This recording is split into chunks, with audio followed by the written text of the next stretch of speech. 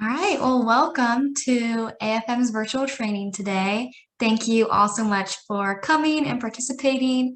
We're just so happy to have you all here today.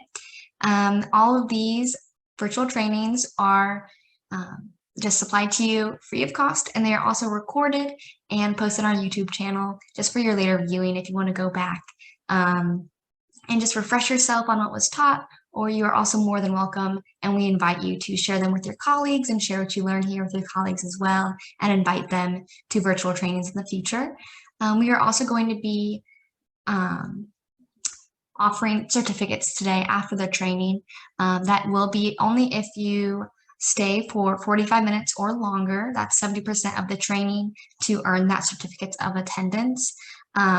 If you view the YouTube channel afterwards, I cannot offer you a certificate, but please in the chat, I know some of you guys watch in bigger groups, so please chat and text who you're all with and their email so that I can email them their certificate, because we do want everyone to get certificates for attending because we are very grateful for you guys. And then at the end of the session today, we are also going to have tea time with Jose. He is not in right now, so he's not going to be giving the word of encouragement this morning. We are going to skip that, but I'm sure he'll jump back in at the end and would be more than happy to give you guys that word of encouragement during tea time. But please just feel free to unmute yourselves during the training today. We do ask that all other times, other than asking questions or if you have a concern about something, to have yourself muted, but you are always more than welcome to jump in and ask a question. But I'm going to introduce our host for the day. Her name is Krista. She was here a few weeks ago with us to share, and she's back again to share about firefighter safety and PPE. So let's all welcome Krista. We're so happy to have you here today.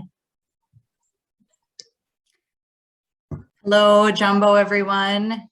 Thank you, Leah. As Leah mentioned, my name is Krista Nielsen. I am from Minnesota in the United States. So it is very, very cold here right now. So very much different from what you guys are experiencing over there. I work full-time as a social worker here in Minnesota, and then I work as a paid-on-call firefighter for a fire department here right outside of Minneapolis. And I'm involved in a lot of things at our fire department. I am not only a paid-on-call firefighter, but I do fire inspections. I work with youth in the community who are interested in firefighting and help kind of do some introductions to the fire department. I do a lot of public education. And so I'm very involved in the fire department. I also work with our recruits and do some training as well. So, and I am going to be talking to you all today about, excuse me, personal protective equipment, or PPE, is kind of the short way of saying it, so I don't have to keep repeating those words over and over again. So I'm just going to go ahead and pull this up and share my screen. So again, I'm going to be talking to you today about PPE. The objectives today, kind of our goals for today's presentation, is to talk about what is included with PPE. So what are the different pieces that come together to make a full firefighting ensemble. We'll talk a little bit about how each piece of equipment helps protect you from the elements that you face when you're fighting fires. We're going to talk a little bit about some of the limitations of PPE. And so, you know, it is helpful, of course, to have PPE, but it doesn't make a person completely safe to do anything at all times in IDLH or situation that is immediately dangerous to life and health. And so we want to be aware of not only what our PPE helps us do, but what it does not help us do. We're going to talk about the importance of doing a monthly PPE inspection to make sure that your gear is ready to be used in an IDLH environment, and that there aren't any, that there isn't any damage that could cause you to get hurt while you are wearing it. And we're going to describe how to maintain it, and then we're going to talk a little bit about the importance of practicing donning and doffing. So putting on your gear and taking it off, and being quick and efficient with doing that. Okay, so just kind of an introduction. And for some of you, I know that this could be maybe some very basic information, but for some of you, it might be not something that you have access to. And so it's important to talk about all of these pieces and why they are all important to help you be safe when you're fighting fires. So there are two different pieces of PPE that we talk about in the fire service. So there's, first of all, the gear that you put on your body. So that includes your helmet, your gloves, your protective hood, your coat, your pants, your boots. And then there is also, of course, your SCBA, self-contained breathing apparatus, or I know over in Kenya, you all call it BA.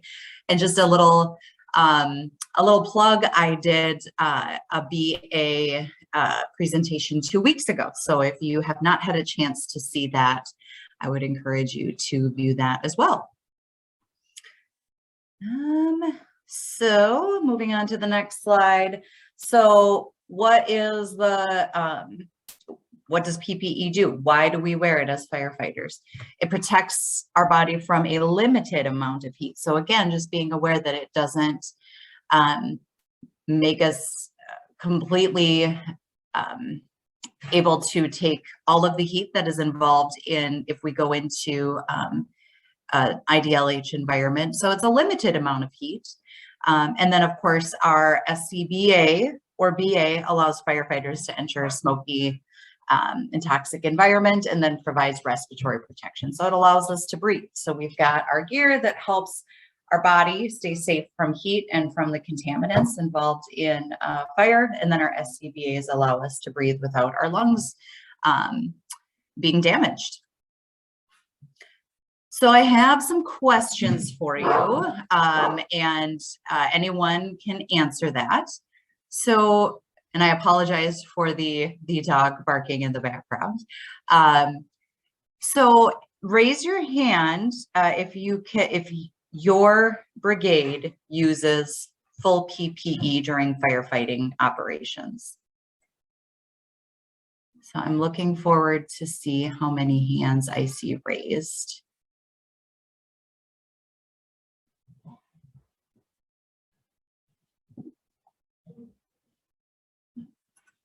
So far, I see some hands. I'm not seeing a lot of hands, which is okay. I realize that there are, and I don't think that I said this at the beginning of the call, but I did visit Kenya back in November with Africa Fire Mission and participated in the symposium there. And so I definitely had some conversations with some folks over in Kenya about the challenges to having full PPE. And so, so I'm aware that that is not something that all of you have access to. So then my next question is, what pieces of PPE are firefighters in your brigade issued? So are your firefighters issued any sort of PPE? Again, if you could raise your hand, if you would be willing to share what types of PPE firefighters in your brigade use.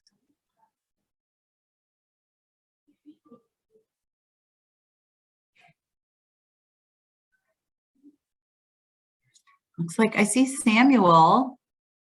Would you mind unmuting yourself and sharing a little bit with us about what your firefighters have? Okay, thank you very much for giving me this opportunity to express myself. So I am working in an industrial company. So we have a facility where they are producing copper. So about PPE as firefighters, we have one is a structural firefighter. We have that one. And the other PPE, we have hazmat suit. We also have Dupont. Dupont, it is only for hazmat. We also have chemical suit. We have, there is another kind of PPE that is also claimed to use when there is a bushfire. Those are kind of PPE that we have that including SCBA. And the ones from SCBA, sometimes we have some that are not connected to the air.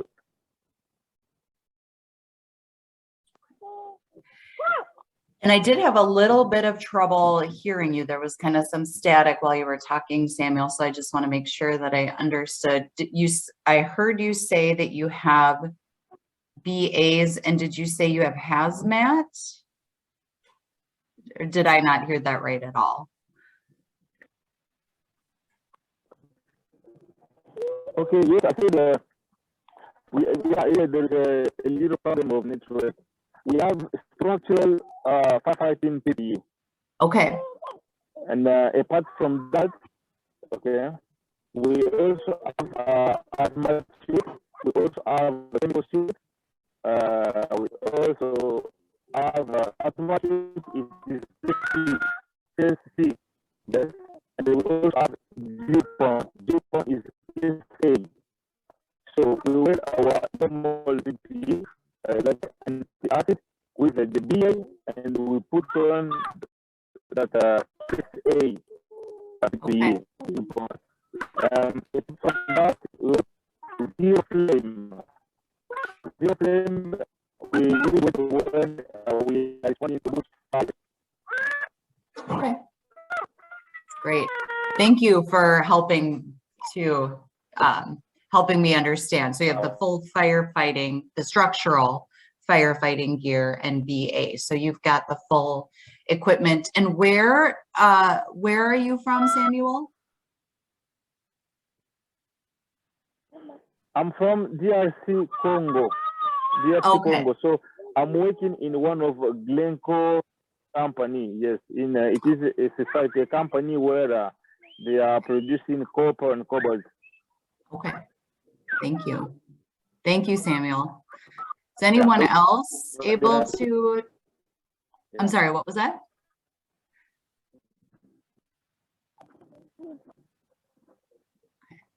Is anybody else able to talk about what sort of PPE you have in your brigade?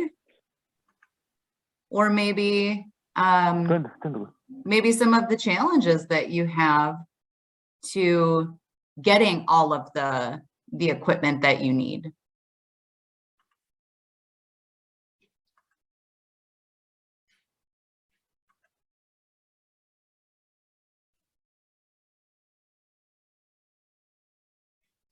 I see somebody has their hand up.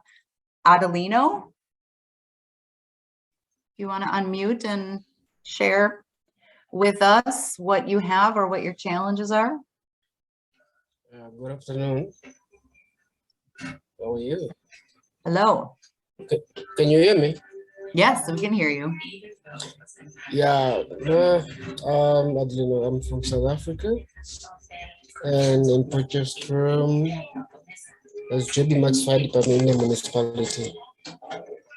So we're just having 2 PPE, but the other PPE, we are just few that are using it. We have got structural firefighting PPE and water rescue PPE. That's what we're having in the moment. The hazmat we had a long time, but due to the fact that we're no more doing hazmat, we had the hazmat being done from the companies that are transporting the hazardous goods. And Yeah, that's PPE we have in our department. Great, thank you. So you have quite a bit of equipment.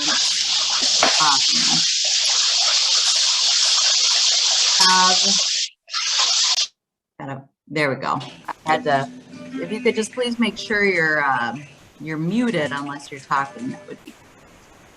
And so Adelino had shared that he has the full structural firefighting equipment as well as water rescue equipment, which is very cool. So a couple of different resources to use for different types of rescues.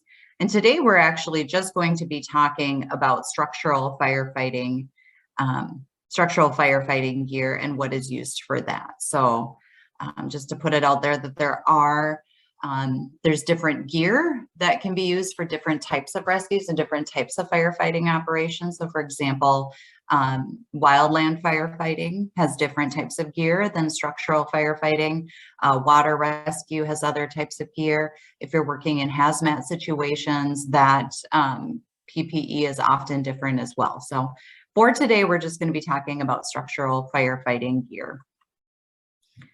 So moving on to the next slide, as I had mentioned earlier, there are some limitations of PPE. So even with all of the right equipment, all of the best equipment, there are limitations to the person wearing that, wearing the gear that could make you vulnerable to getting hurt in a fire. So one of the considerations with PPE is that it's really heavy. It's going to make the work of firefighting more difficult because of that additional weight. And so with the weight of firefighting gear plus PPE, that often will add another approximately 40 pounds to the amount of, it's actually about 30 to 50 pounds to the amount of weight that a person is carrying. And so it's going to be important for the person who is wearing the PPE to be in good physical condition so that they can perform the work. If they're using a BA, then they're going to be using air really quickly. Additionally, the gear is, it's designed to fit not super snug, but it has to be tight enough that it's going to protect your whole body. And so it's also important to make sure that you are comfortable using the equipment, the PPE. So it shouldn't be something that you just put on when you go to a fire. It should be something that you wear and train in often so that you're used to moving around in it. If you have the opportunity to practice, for example, swinging an axe or bringing your hands above your head or crawling on the floor in that equipment, that helps you overcome some of those restrictions to wearing the PPE. Another thing to think about is the face shield that we wear with our PPE. It's important to make sure that you're getting the right fit for the face shield so that there's not leaks and so that you don't get the smoky air getting into the mask and contaminating your respiratory system. So also making sure that you have good fit on that face piece as well. So again, there are some additional considerations that you have to consider when using PPE. So again, making sure that you're strong enough to be able to wear PPE for long periods of time, that your cardiovascular system is healthy. So you want to be able to wear that additional weight for a very long period of time and still function well enough, and then have good respiratory functioning, because it's going to be it's going to take a toll on your physical health to wear all of that equipment. Another thing to think about is the mental limitations of using PPE. If any of you have ever worn the full coat, pants, helmet, face shield. And then as probably many of you are aware, when there is a fire, it is very dark and it's hard to see. And so being comfortable in your equipment is very important. So again, doing frequent training in the equipment. I know in our department, we will get in our full gear and we will even put things over our masks to make it completely dark so that we can practice being in a completely dark equipment in our PPE, using our BAs, just to make sure that we are really comfortable and confident in using our gear, and that we also understand how to, for example, if a ceiling falls on us and there's a bunch of wires and stuff that we're trapped in, how we can maneuver around in our gear to get ourselves out of a situation like that. So it's not just having the gear, it's not just being able to show everybody that, oh, look, I've got this nice gear, but it's also being able to feel comfortable and feel confident in wearing it and be able to carry out the tasks that you need to complete as a firefighter. So some more information about the limitations of the equipment. So we were talking before about kind of our personal limitations. So what we need to be aware of for ourselves that might impact our ability for our PPE to keep us safe. So now we're going to talk a little bit about some of the limitations on the equipment that we're going to wear. So first of all, again, if any of you have ever worn a mask, you know that it obstructs your vision. And so for our masks, we can see about this much. And then we've got like a rubber around the rest of it. So we're not able to see kind of out of the sides and around us. So our vision is impaired. We're not able to see as well as we can normally see without the mask. It's also harder to hear with your hood and your face mask and your all of the different, when you have your BA on as well, it's harder to hear everything. So it's harder to know what's going on around you. It's harder to hear your crew members. And so you have to be able to carry out your tasks and be able to pay attention to what's going on around you. In addition to those couple of limitations, there's also thinking about how old is your gear. If it is very old, some of the protective pieces could have deteriorated. With a lot of use, your gear can get holes in it. So for example, if you're crawling around on the ground a lot, your knees might have holes in it. I know one of my pieces of equipment, I kind of caught a nail on my pants and snagged it really bad and had to get a new pair of pants because it caused a hole in my pants. And so just the elements that we're exposed to when we are firefighting can make our equipment not as protective as it could be. And then the amount of time that our gear is exposed to fire and then the amount of heat that it's exposed to as well can impact the protectiveness of it. So it's important to be aware of how often it's being used, how often you are using that equipment in a fire, and tracking that. So if you are wearing your PPE and you're going inside a structure a couple times a week, your gear is going to not be as effective sooner as it would be for somebody who's not going into those types of situations as often. A couple of things to think about here. So heat transfers, of course, to areas of high temperature to low temperature. So when we are going into a fire, oftentimes we are the coolest thing in the room. Everything in there is already very hot. And so when we go in, the heat is going to want to transfer to us. And so first it's going to go to our gear. And then through our gear, it's going to get to us. And so again, even with wearing your full PPE, there's still limitations to what we can manage. And I didn't think about doing this before before I met today. And so I can actually make these adjustments to the PowerPoint before I send this to be published. These are all in Fahrenheit because I got these from an American website, but I will change them over to Celsius. But this just talks a little bit about how long you can stay in an environment with your PPE on and still be protected. So I'm not very good with math. It's not my strongest point, so I'm not going to even try to convert Fahrenheit to Celsius here.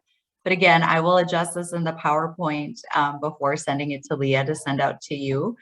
But one condition that hopefully you all know is flashover, and what that means on the fire ground. And in the event of a flashover, there's no protection. So it's important to be watching smoke conditions, to be paying attention to kind of what you're seeing in the fire ground, because even with full PPE, even with a BA, you're not going to be protected in the event of flashover. All right. So again, PPE, it's essential to your safety. It's important that it provide full body coverage, so no part of your skin should be exposed. If it is exposed, then of course you run the risk of getting burned, and or your skin could be contaminated with whatever the products of combustion are that are being released in the environment that you're in. In addition to making sure that it is covering your full body, it's also important to be aware that the equipment must be cleaned, maintained, and inspected regularly.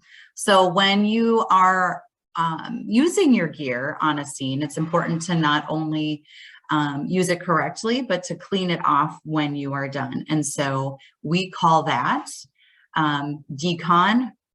And we do kind of what's called a gross decon or gross decontamination, where we will hose ourselves down with a decontamination solution.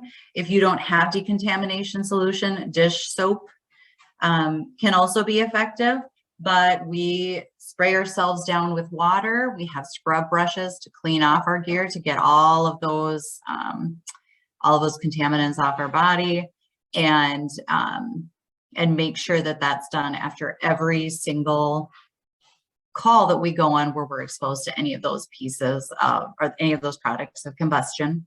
We also take really good care to keep the gear away from our trucks, or to keep that contaminated gear away from anything that we might be in contact with later on. So for example, we bring our contaminated gear back with us in a separate vehicle from where we got to the scene in. And the reason that we do that is because that gear protects us from the inside, but when we take it off, all of those products of combustion will get all over your truck, all over everything that it touches. And so it's important that you clean those products off before it touches anything that you might touch.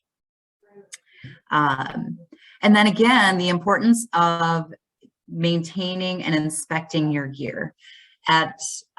In my fire department where I work at, we inspect our gear on a monthly basis, or after every single call that we go in where we're exposed to an IDLH environment. So we take out our gear, we fully take out all of the linings, and we are looking for holes that might have occurred, like from crawling around, or maybe parts of our gear that maybe are like a brown color or singed through, or maybe are kind of thin.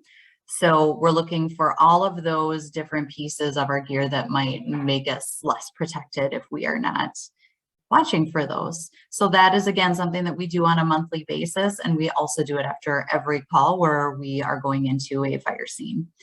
And that's something that our command staff keeps track of. So we have it as an app on an iPad, but that's something that can be done too, just on a paper log, and just making sure that people in your brigade are doing that on a regular basis.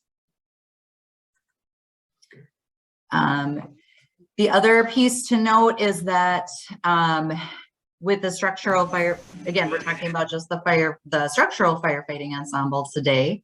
So of course, this enables firefighters to work where there's high temperatures, where there are toxic gases being exposed. The thing that is important to keep in mind is that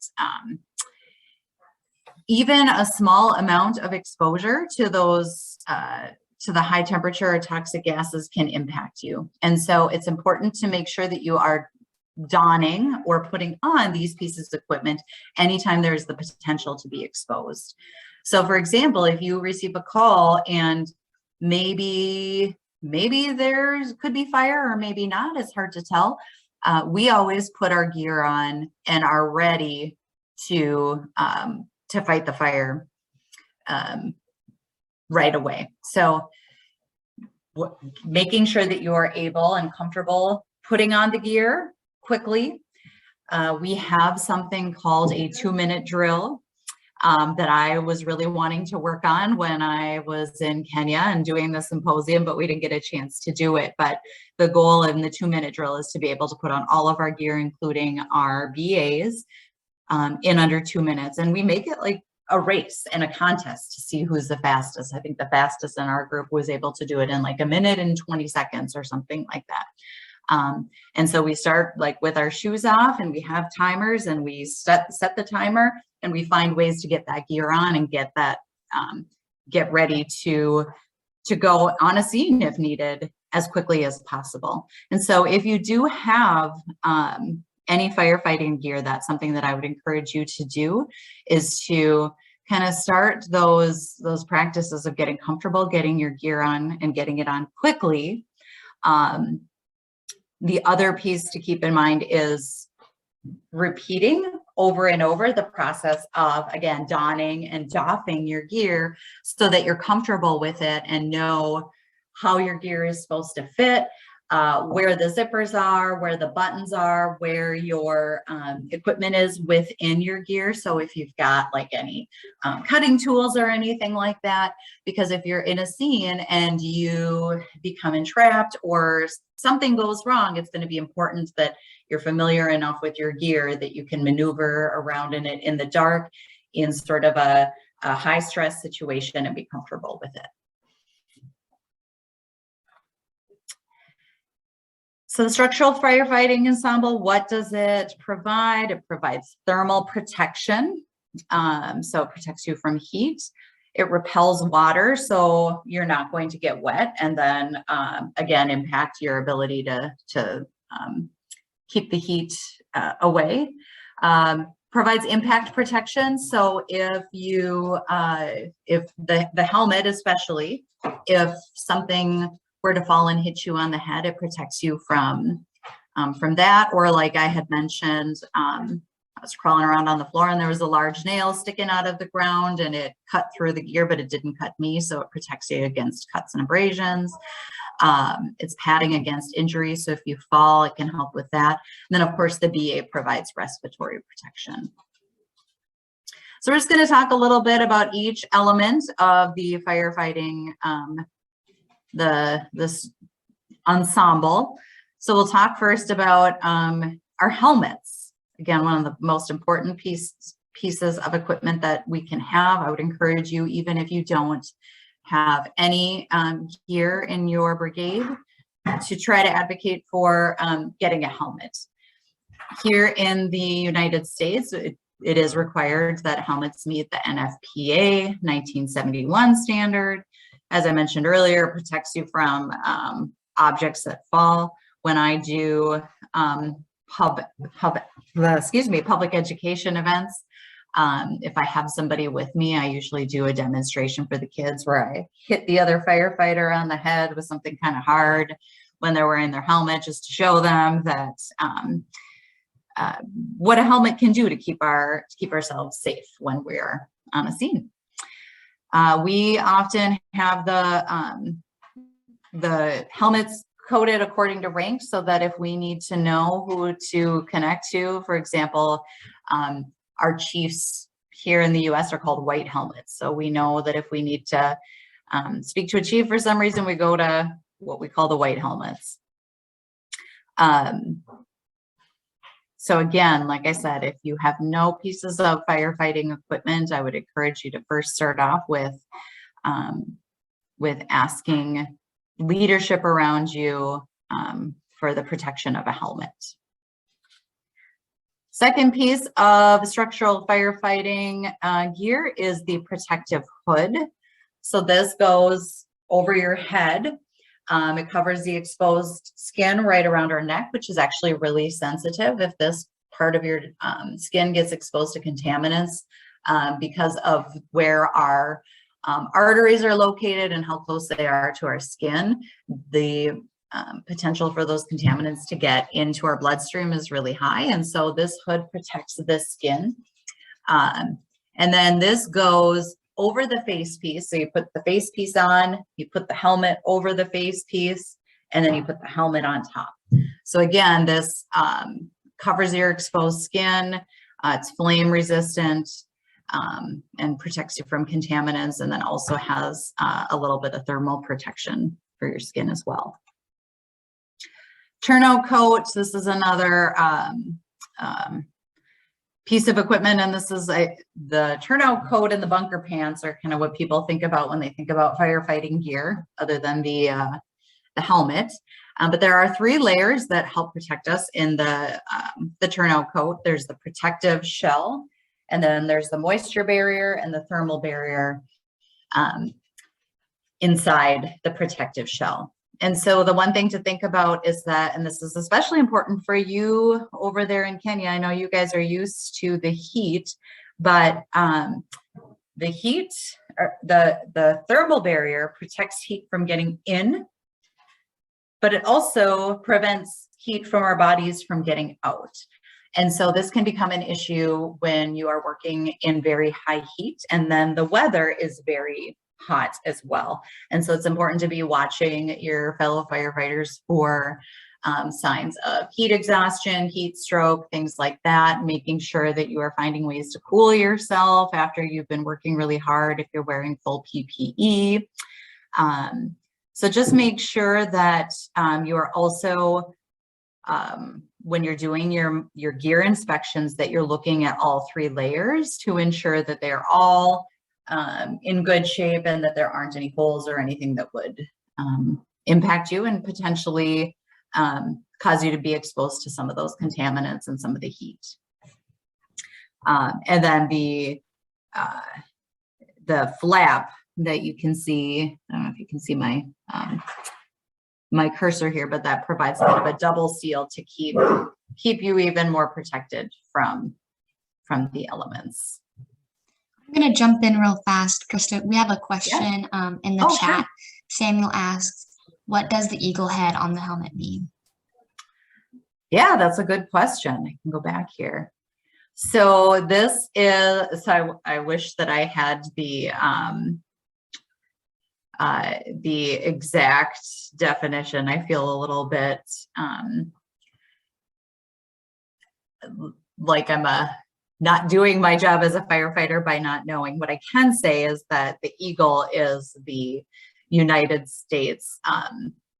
It's a national symbol for freedom in the United States. And so I believe every firefighter has this eagle on our helmet, and it does provide, you know, a little bit of, for example, I've been walking around and the eagle might hit something first and I kind of go, oh, okay, I got to back up a little bit. So it does provide a little bit of a guide. If you're completely working in the dark, you might hit something with it, but it's also just a kind of a common statement or common nod to kind of our United States pride. And yeah, that's a great question. Are there any other questions? And why only the eagle's head? Samuel, you gave me something to think about, and I'm going to work on getting that question answered. So thank you. There is a DRD on the turnout coat. Could you kindly say something on it? I would be happy. A drag rescue device. That's what Mike is referring to DRD. And I'm happy to speak to it. Mike, I do want to kind of bring you into the conversation if you are able to, and talk to us about what you know about the drag rescue device, and if it's something that you've ever used.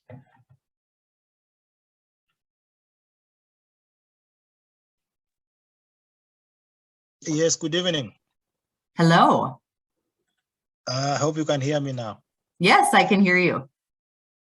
All right, on the DRD device, I have most of the PPEs that we've got. I've got the DRD device for the dragging of firefighters, to be specific, not for any other casualties. I just wanted, I wish I had one of the turnout course just to show how it is actually used, because it is something that is much more practical than any other thing. But again, you guys can go onto the internet and just try and, check how it is. Well, actually, there's a way of how it goes under your armpits and all the way to the neck.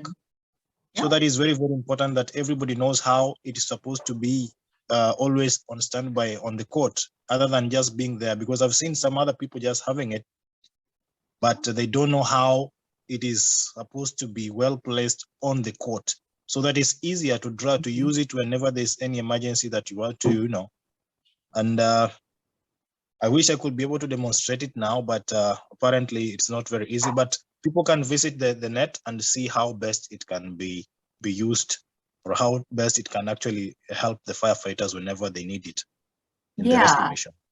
Yeah, and that's a great point, and thank you for bringing that up. And I would say that is for us, that is something that we look at every time that we inspect our gear, is we make sure that drag rescue device is properly placed within our coat. And just if folks aren't familiar with what the drag rescue device is, it is it's kind of a piece of rope that goes through your arms, and it kind of hangs out the back, and it can be used if there is a firefighter rescue that needs to happen quickly, where you need to get a firefighter out of a dangerous situation, and you can grab onto the drag rescue device and pull a firefighter out. And it is, unfortunately, something that can be a little tricky to place correctly in your gear. And so that is, again, it speaks to the importance of a couple different things. First of all, making sure that you're doing your gear inspections, but also that you are practicing how to do firefighting tasks in your gear. And so we, for example, will do firefighter rescue scenarios on a fairly regular basis, and we will practice using the drag rescue device. So again, a very important reminder of the importance of inspections to make sure that your gear is put together right, and then practicing how to use all of the resources that you have within your gear, including being able to move around in an environment where you can't see and that is high stress, and that you're able to do things like rescue your fellow firefighters if there's an emergency. Again, the bunker, so going back to our gear, we're now talking about bunker pants. So again, a 3-layer protective system in there, just like there is with the turnout coat. They should be large enough to don quickly and move easily, and they shouldn't drag on the ground as well. And again, I just want to make sure to emphasize the importance of making sure that your firefighters are also doing those drills to get their gear on quickly so that you can get out the door as fast as possible. So for example, in our department, we actually have our gear. So when we are not wearing our gear and on a call, we have our boots actually in our pants, and then our pants kind of pulled down. And so when we go in, I can just quickly put my feet in the boots and pull the pants up. And so having your gear set up properly before a call is important. So, you know, rather than having like your pants hanging here and your boots over here, having it all set up so that you are, it's ready and easy to access. Boots are another very important piece of equipment. Here we ensure that our boots are meeting, again, that NFPA 1971 standard. That outer layer repels water and is also flame resistant. It also adds that layer of thermal protection. Another thing that I will do in pub ed, in addition to, you know, hitting my fellow firefighter on the head to demonstrate how effective our helmets are, is I will also kind of stomp and step on the boot. They are steel-toed boots, and so if I were to step on a nail or if something were to fall on my foot, the boots keep your feet protected so that, again, you're able to continue to work in that IDLH environment. Gloves, again, another important piece of equipment. It's going to be really difficult for you to do your job as a firefighter if you don't have the use of your hands. So having appropriate gloves to protect you from heat, from vapors, from cuts. There's often, as you know, a lot of exposed structures that could cause you to injure yourself, and so you want to be protected from that. The gloves also are required to have wristlets, as you can see up here, and so it kind of goes under your coat so that this part of your arm is also protected. So if you're moving around, your hands up, you're not having any exposed skin right around here, so it's kind of got that double protection. And then our gloves in our brigade or our department are constructed of heat-resistant leather, which is generally how they're made in most areas. So again, talking about the limitations of structural firefighting ensemble, I've talked about this quite a bit already, but just remembering that it does take some additional energy and strength. If you are wearing this in an IDLH environment, it does also keep you very warm and it retains the body heat and perspiration. So you have to be mindful of that, especially working where you all are, making sure that your firefighters are staying healthy and not getting overheated. And then your mobility and range of motion are decreased. So again, just emphasizing the importance of being comfortable in the gear and being used to operating in it. So just a question, and please raise your hand in the chat. When is it a sign for you in your brigade that this is a call that requires you to wear your PPE?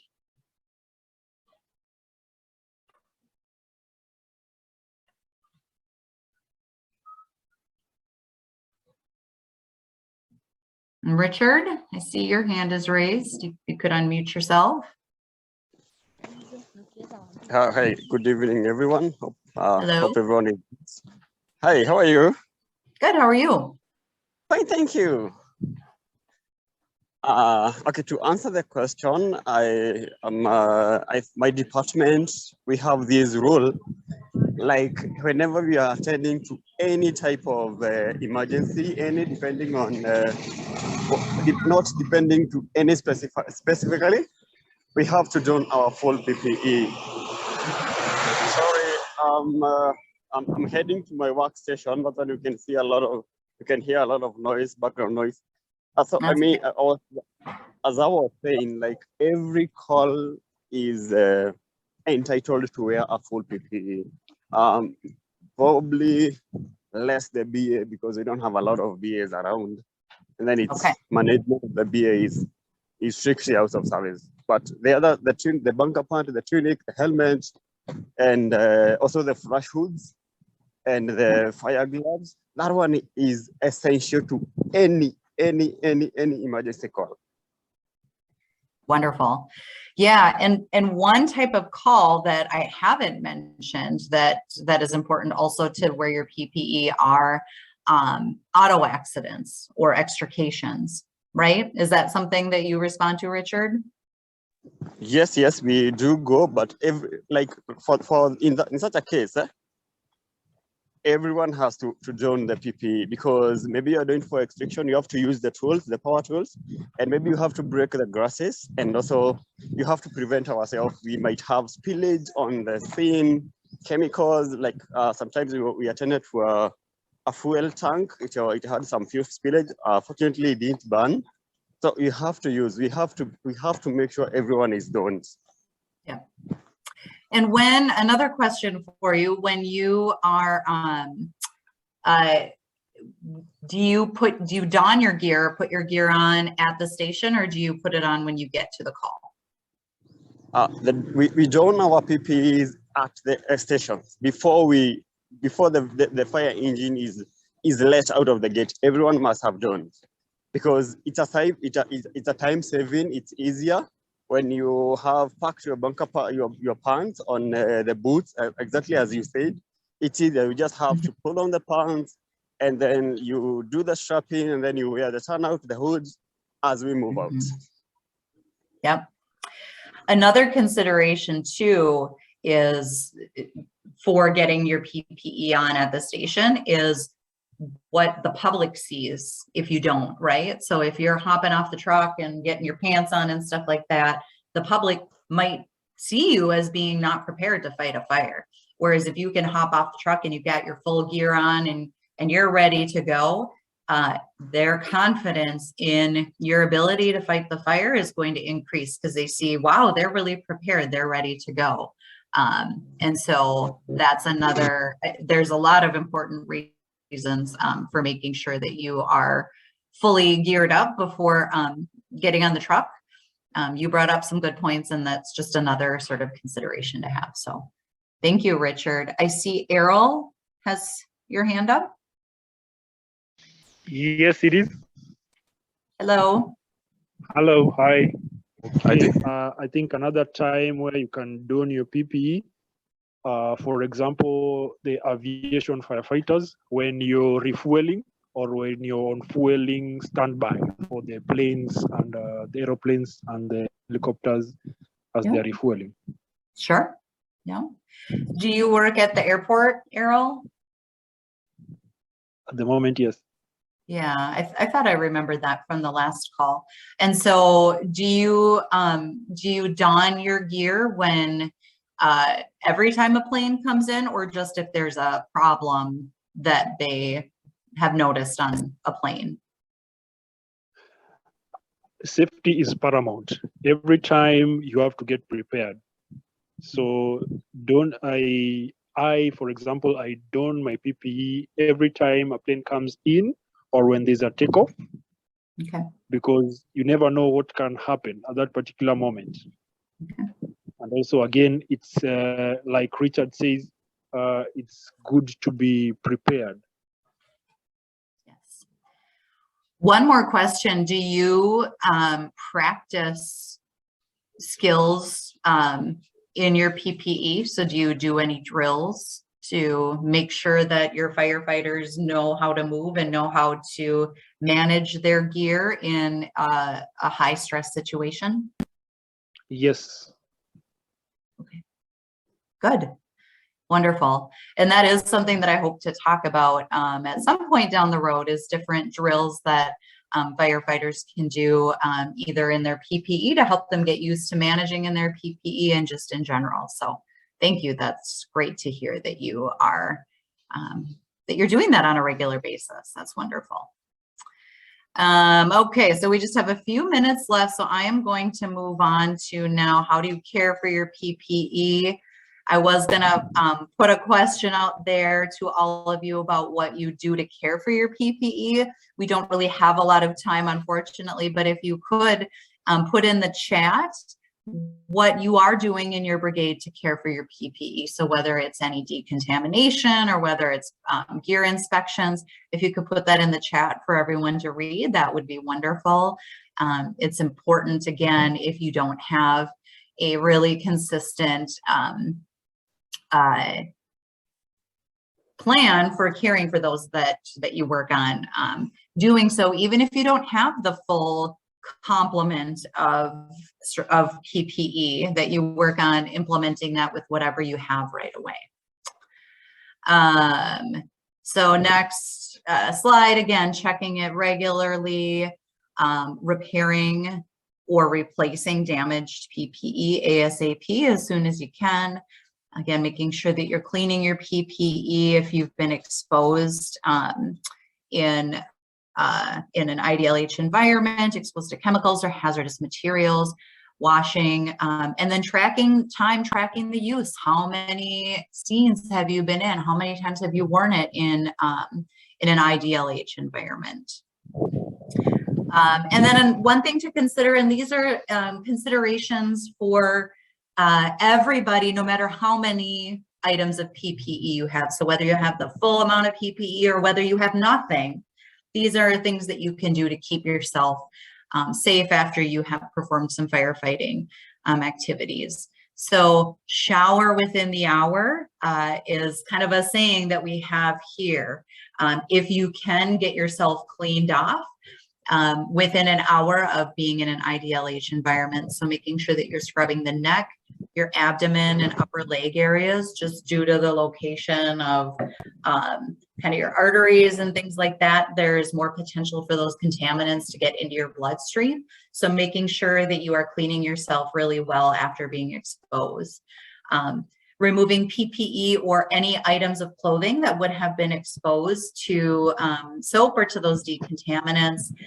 If you have some sort of decontaminant, use that, or you can use dish soap if you need to. And then, as I talked about earlier, storing that PPE in a separate location when you return to the station. So if you don't have PPE, or if you don't have enough PPE, what can you do? Talk to people.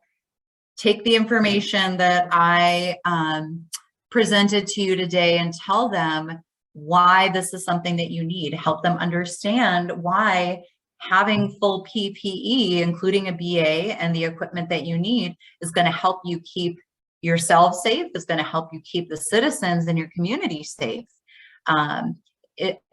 Help understand the cost of PPE and BEAs and explain that to leaders in your brigade, and encourage them to include the cost of full PPE and a BA for each firefighter when they're budgeting for what they need for your department. And again, help them understand how it can help you be a better firefighter and how it can help your brigade be more successful at serving the individuals in your community and doing your job better and keeping yourself safe. So, and I realize we are at time. So thank you, Asante Sana, everyone. I apologize that we didn't have any time for questions, but I'm going to hand it over to Leah and Jose. Thank you so much, Krista. That was just a wonderful presentation, and I enjoyed it very much. So thank you so much for taking your time out of your day and coming and talking to us about that. We will be having that recording posted on our YouTube channel pretty soon, just for you guys' viewing. And then I also ask you guys, I just sent out in the chat a link to an evaluation. We would love if you guys filled that out. We always really enjoy your guys' feedback, and we want to make these trainings as useful as possible. And I also invite you guys back for our training next week. We're going to have Howard Cohen on, and he's going to be talking about extrication without power tools.